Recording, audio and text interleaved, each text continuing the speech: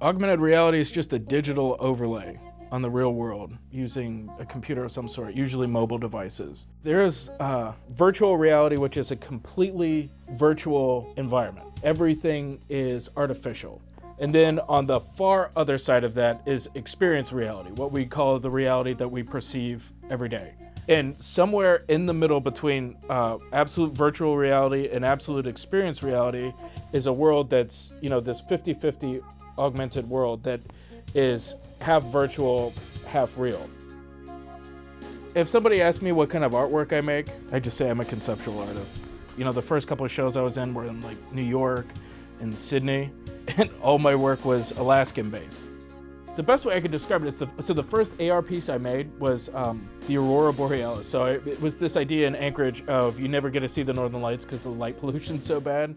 So I wanted to make a project that could bypass the light pollution and make the Northern Lights visible on a mobile device. And they put it up in Bushwick, Brooklyn. And that was the idea. People were actually interested in this idea of light pollution in Anchorage. Wow, you can't see the Northern Lights because of light pollution. Somebody should do something about this. And so this whole dialogue on light pollution in Anchorage became part of that process of showing the work, in these different cities that had no reference point for it, other than, what they were looking at right then and there. Whether it's called art or not, I spend most of my time just gathering what I think are interesting things, what a lot of people call pattern recognition. So I was taking all these transhumanist philosophies from the 60s and 70s, and one of the ideas was this idea of telespheres by FM 2030. It was these mobile communities that would pop up all over the world, and I was trying to work on a way of writing about telespheres in the context of Alaska, and I ran into Seward's Success, which I had remembered as a kid, and then finding the actual book, finding the actual proposals, the images that went up in all the science magazines of the day, and then putting my mind to the idea of somebody actually wanting to build a terraformed, domed world. It would have used cutting-edge technology on a dirt road outside of a town of 300 people that is honestly only 2 miles from Anchorage, but it takes 3 hours to drive there.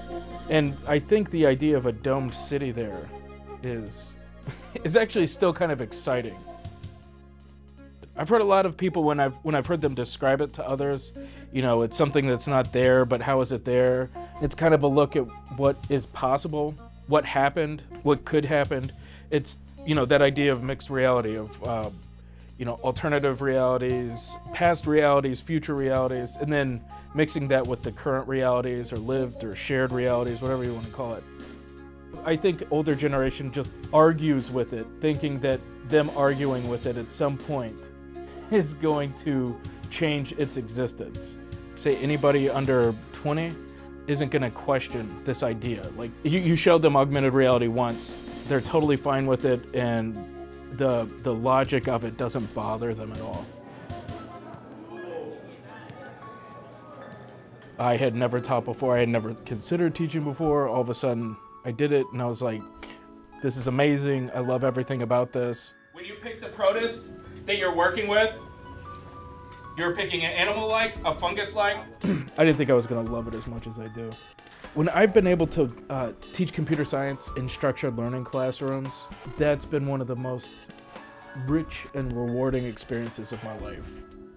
Showing kids little pieces of code or aspects of a software program, that connection that they're making and taking something that they're already interested in and showing them just the small percentage of the complexity of that thing that they already love has been absolutely amazing.